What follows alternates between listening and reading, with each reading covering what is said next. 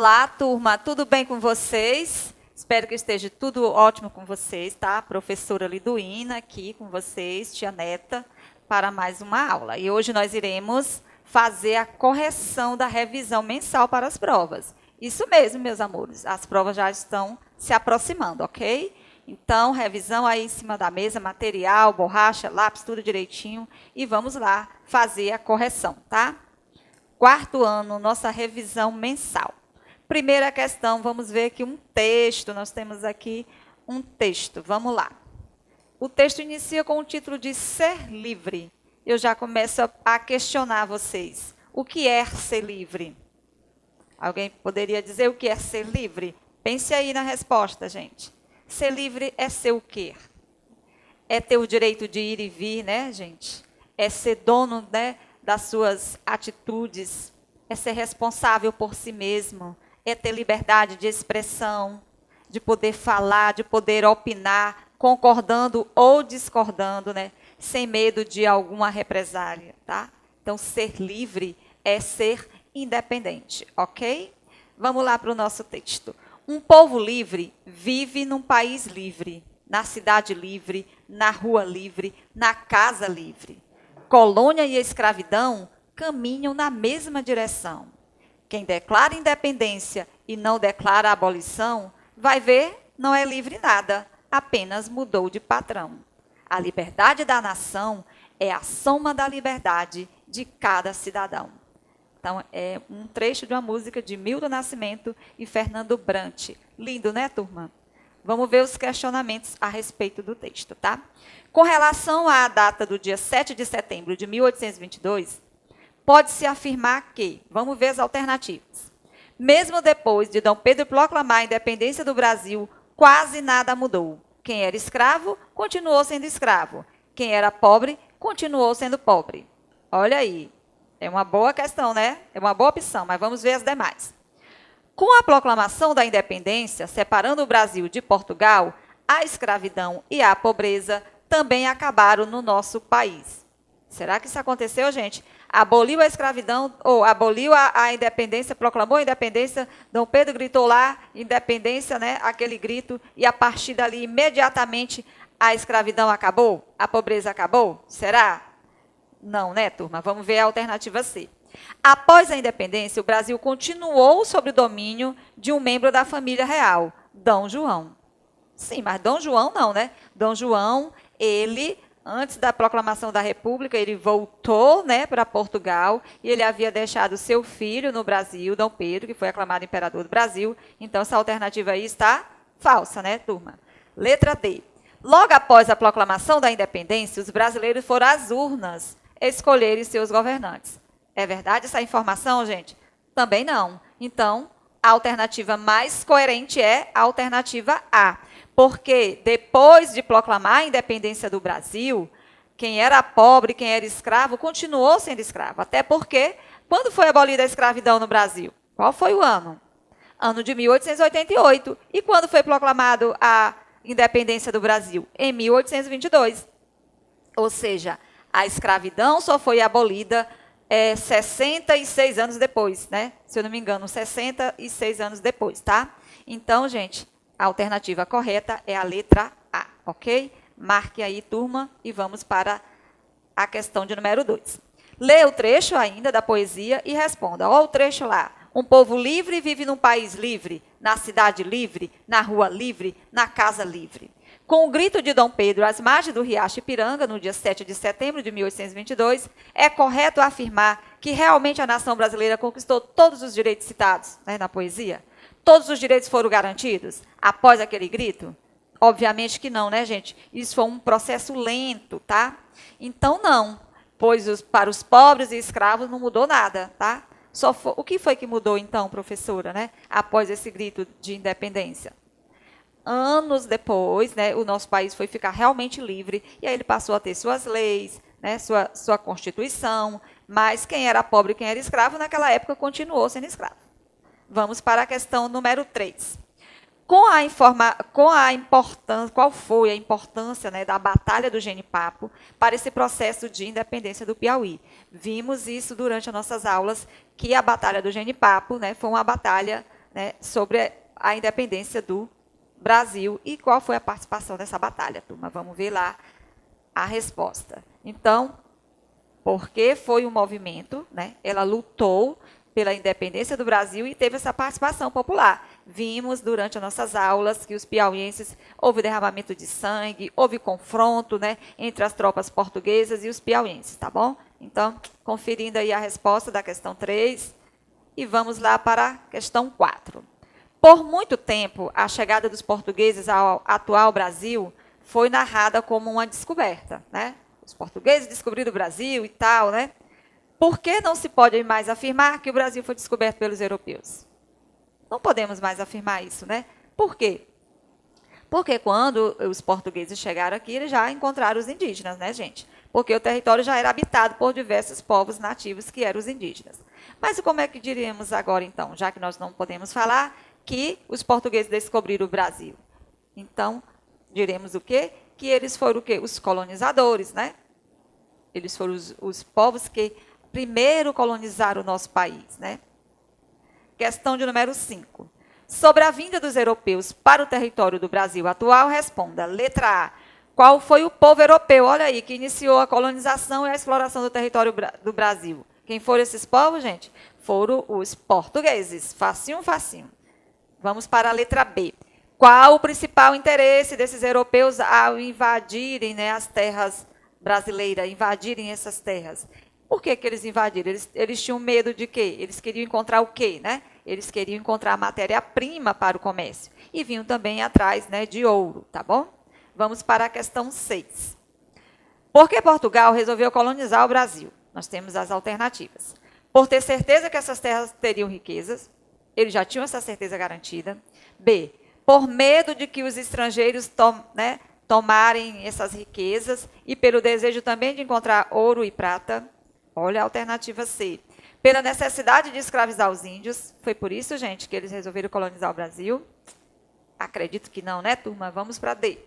Pela vontade de fazer dessas terras um novo local para morar. Também fora de cogitação essa D. Pela quantidade de africanos que aqui existiu.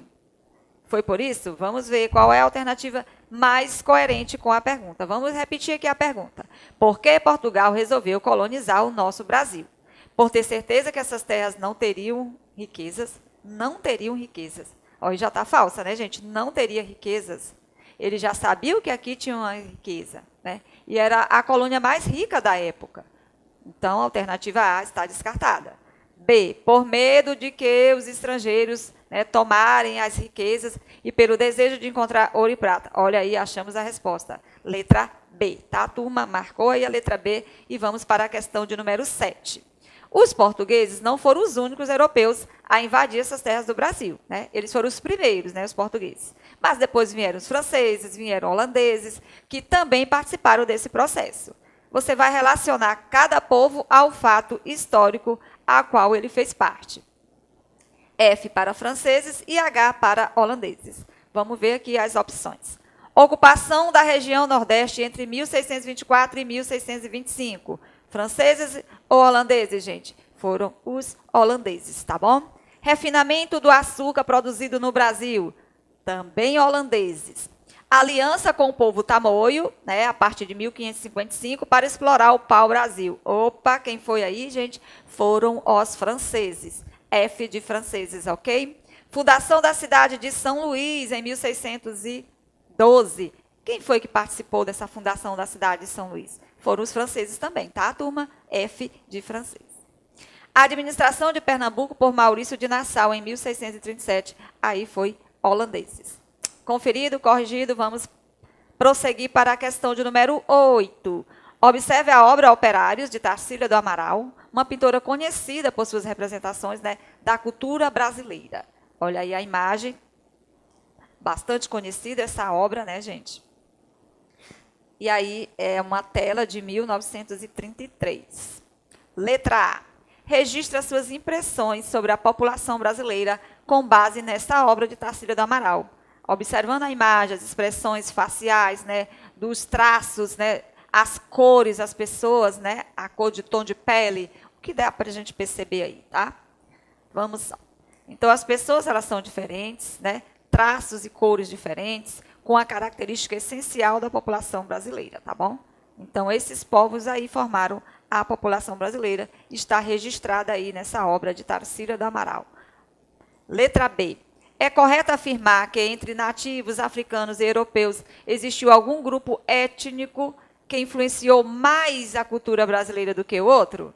Justifique. Vimos isso na nossa aula, né, turma? Que não podemos afirmar que um, né, teve uma influência maior do que o outro. Por quê? A nossa população, no contexto, né, no maior parte, ela é formada de quê? Pela mistura dos povos portugueses, africanos e indígenas. Mas só o português, por si só, né, ele já tem uma mistura, né, de culturas diferentes, de povos diferentes, porque os portugueses também receberam influência de outros povos.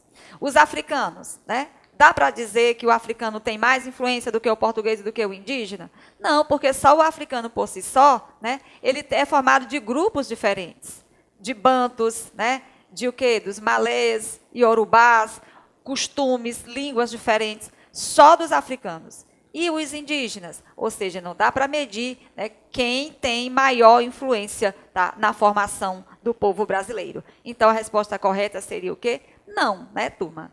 Não, pois nenhum grupo pode ser considerado homogêneo.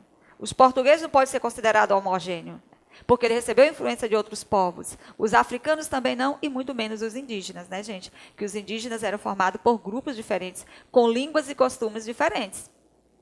Temos o que de grupos indígenas? Vários tipos de grupos indígenas. Tupi, Yanomami, Tremembé, Acroá, ou seja, então, eles não são homogêneos. Então, só aí já temos uma mistura heterogênea, né? Uma diversidade muito grande. Então, não dá para saber quem, né, tem maior influência.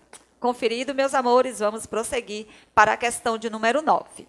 Numere de acordo com a legenda o que herdamos dos povos formadores do Brasil, né? Os povos que formaram a população brasileira, né? Os principais, né, turma? Os indígenas, africanos e os europeus, que são os portugueses. Tomar banho diariamente, né? São os hábitos que nós herdamos de quem, meus amores? Todo mundo sabe, já respondeu aí com certeza, tá? Herdamos dos indígenas, tá? Dançar quadrilha, veio de que povo? De que povo trouxe esse costume, né? Essa cultura para o povo brasileiro? Foram quem? Os europeus, né, turma? E jogar capoeira, né? A capoeira que passou por todo aquele processo, que no Brasil anteriormente ele era considerado crime, né? E depois já foi conhecido como quê? Como patrimônio cultural imaterial, tá? Então nós herdamos de quem? Dos africanos. Comer pizza, nós herdamos de quem, gente, esse hábito de comer pizza tão saborosa? Dos portugueses. Dormir em redes, né? Hábito que herdamos dos povos indígenas. Comer milho, também herdamos dos povos indígenas. E o carnaval dos portugueses. Ok, turma? Sabendo que o carnaval, né, ele sofreu influências depois, né? Foram os portugueses que trouxeram o carnaval para o Brasil. Mas ele recebeu também influência dos africanos, né? E vai mudando ao longo dos anos, tá bom? Vamos lá para a questão de número 10. A culinária brasileira, ela recebeu a influência de diferentes culturas, né? Cite exemplos de comidas que herdamos dos povos. Vamos ver os povos. Dos indígenas, né? Citei aqui 2 exemplos, mas é uma resposta pessoal. Pode colocar o exemplo que vocês, né, tiver aí no conhecimento de vocês, tá? Cuscuz, tapioca. Você pode colocar vários outros, tá bom, gente? Letra B, dos africanos, o acarajé, a feijoada, entre outros. Dos italianos, a macarronada, a lasanha. Letra D, dos japoneses, o sushi, sashimi. E dos árabes, o quibe e a esfirra, tá bom? Vocês podem pesquisar e colocar mais ainda, mais alimentos que nós recebemos, mais influências na culinária desses povos, ok, turma? Então, vamos para a nossa correção da revisão de geografia agora, tá bom? Lá na geografia, vimos o quê? Nós estudamos sobre os afrodescendentes atuais, sobre os indígenas atuais, né? Vamos ver aí a primeira questão. Lê as informações apresentadas sobre os afrodescendentes e marque as alternativas corretas. Letra A. Os afrodescendentes que fazem parte da população negra do Brasil correspondem às pessoas que se declaram de cor ou raça preta, né? É correta essa informação, turma? É sim, né? Para os afrodescendentes, eles têm que se declarar, né? São todas as pessoas que se declaram de cor ou raça preta, ok? Letra A, informação corretíssima, marcou lá. Vamos para a letra B. Em 2015, dados do IBGE mostraram que aproximadamente 54% da população do país era composta de negros ou pardos. Essa informação está correta, gente? Corretíssima, tá? Graças a essas pesquisas do IBGE, já foi comprovado que 54% da população do país era composta de negros. Isso no ano de 2015, viu, turma? Letra C. Após o fim da escravidão, em 1888, as condições sociais e econômicas dos escravos libertos e de seus descendentes continuaram precárias. É correta essa informação, gente? Após o fim da escravidão, em 1888, as condições sociais e econômicas dos escravos libertos e de seus descendentes continuaram precárias. É correta essa informação. Por quê? Porque após o fim da escravidão, né, quando foi liberta, não foi pensado numa política pública voltada para os negros que estavam sendo libertos, né? Não houve essa preocupação, né, de inserir essas pessoas no mercado de trabalho, não houve a preocupação de moradias para essas pessoas, tá? Então, as condições econômicas deles continuaram de forma precária. Letra D. A discriminação e as desigualdades hoje não atingem mais a população negra, pois elas têm acesso à moradia, à educação e à renda salarial de forma igualitária aos brancos. Está correta essa informação, gente? Não, né? Tem ainda discriminação, a renda dos negros e a moradia é inferior à dos brancos, tá? Então, não está de forma igual, tá? Então, letra D, errada, não marcou, vamos para o item E. Os quilombos constituíam núcleos de resistência à escravidão e à exploração do trabalho impostas pelo sistema colonial. Até aí tudo correto, né, turma? Esses núcleos agruparam africanos escravizados que fugiu da escravidão, africanos escravizados libertos, indígenas e brancos pobres. Então, gente, os quilombos era esse local realmente de resistência e ele acolhia até os brancos pobres também. Era assim, tá? Então, essa informação, letra E, está corretíssima. Então, só não marca o item D, tá? Vamos prosseguir para a questão de número 2. Entre o ano de 1500 e a década de 1970, a população indígena brasileira diminuiu de forma acentuada. Diminuiu, vimos por quê, né, gente? Os portugueses chegaram, começaram, né, a matar esses índios, eles começavam a brigar entre si, eles foram contaminados por doenças trazidas pelos portugueses, ou seja, diminuiu bastante. Mas, né, a partir de 1980 em diante, observa-se um sinal de mudança relacionado à realidade, havendo assim um aumento dessa população indígena. Por que percebemos esse aumento? Porque o IBGE passou a pesquisar, foi colocado, né, os indígenas, né, nessa pesquisa. O governo passou a colocar os indígenas nessa pesquisa realizada pelo IBGE. E aí foi constatado, sim, que houve uma mudança, que houve um aumento, sim, dos povos indígenas. Mas o que queremos saber aqui a respeito dessa questão? Quais são os fatores que contribuíram para esse aumento? Olha, gente, os fatores que contribuíram para esse aumento foi a medicina, né? A contribuição, a melhoria do atendimento médico, né? Que esses indígenas passaram a receber, tá? Isso ajudou a diminuir a mortalidade entre esses povos indígenas, ok? Gostaram da questão? Então, vamos para a questão 3. Corrigiram direitinho, vamos para a terceira. A questão 3 fala o seguinte: ainda existe no Brasil grupos indígenas isolados e a maior parte deles habita a região. Que região? Já sabemos que existem muitos povos indígenas, né, isolados, sim, no nosso país. Mas qual é a região onde habita essa maior parte dos povos indígenas? É na região norte? É na nordeste, sul, sudeste ou centro-oeste? Tenho certeza que vocês responderam corretamente, gente, sem nem piscar o olho. É a região norte, né, turma? Vamos para a questão de número 4. A questão 4 é, em relação às terras tradicionalmente ocupadas pelos índios, o que a Constituição Federal estabelece? Né? Vimos sobre a questão de demarcação das terras indígenas, tá? Vimos que é obrigação, né, da Constituição Federal, está na Constituição Federal esse direito garantido dos indígenas, tá bom? E o que é que essa Constituição estabelece? Olha só, ela estabelece que se destinam à sua posse permanente, né, está lá na Constituição, cabendo-lhes o usufruto exclusivo das riquezas do solo, dos rios, dos lagos, nelas existentes, tá bom? Então, está lá na nossa Constituição. Questão de número 5. No procedimento administrativo de demarcação de terras indígenas, é correto afirmar que as terras indígenas serão homologadas mediante, tá? Vamos ver as alternativas. A portaria do Ministério do Estado de Justiça, o decreto do presidente da República. Letra C, mediante a medida provisória do presidente da República. Provisória, gente. Esse nome provisório aí já descartou totalmente a letra C, né? Resolução do presidente da República. Qual será a alternativa, né, correta a partir dessa afirmação das terras? Como é que elas serão homologadas? Mediante ao decreto do presidente. Ok, turma? Letra B, a resposta. Vamos prosseguir para a questão de número 6. Ainda sobre essa demarcação de terras indígenas, marque as alternativas corretas. Letra A. A Constituição Federal define terras indígenas como qualquer área habitada pelos índios, nas quais serão realizadas suas atividades produtivas e a preservação de suas atividades produtivas, e a preservação das suas culturas e tradições, tá? Será correta essa informação? Vamos ver logo bem que a B.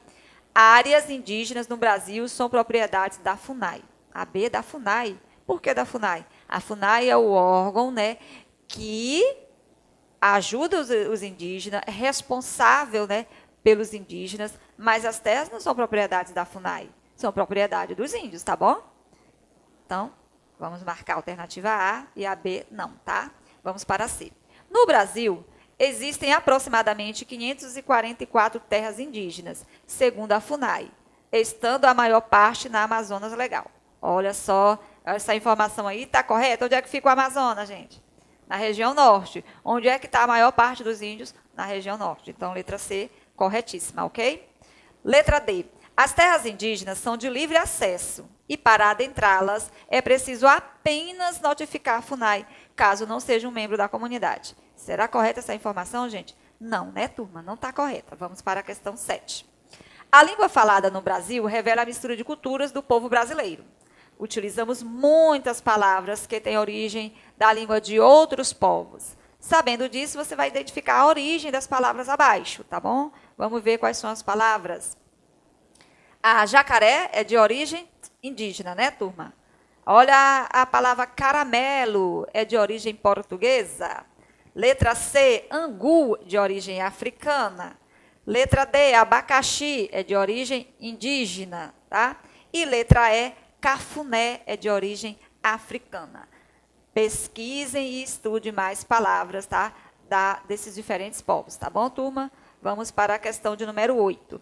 Ritos musicais como samba, coco, maracatu, batuque, né, e a capoeira são alguns exemplos de influência artística de que povo, gente? Dos indígenas, dos africanos ou dos europeus? Responderam de olhos fechados, eu tenho certeza. Dos africanos, né, turma? Vamos lá para a questão de número 9. Quais problemas são ocasionados pela urbanização acelerada no estado do Piauí? Aí já está lá naquele conteúdo do Piauí, onde falamos sobre o processo, né, de urbanização, onde falamos nas primeiras fábricas do Piauí, tá bom? Então, quais são os problemas, gente? É as favelas, né, o surgimento de favelas, é o acúmulo de lixo, a violência, o feminicídio, né, que o Piauí se destaca, né, em número de feminicídio, né, turma? Então, está aí a correção da nossa revisão, tá? E vamos para a 10ª. Que vantagem o sistema de integração de transporte coletivo possibilita à população teresinense? Sabemos que a população teresinense foi aumentando, né, de forma bem acelerada, muitas pessoas vieram do campo para a cidade, surgiram as primeiras fábricas, né?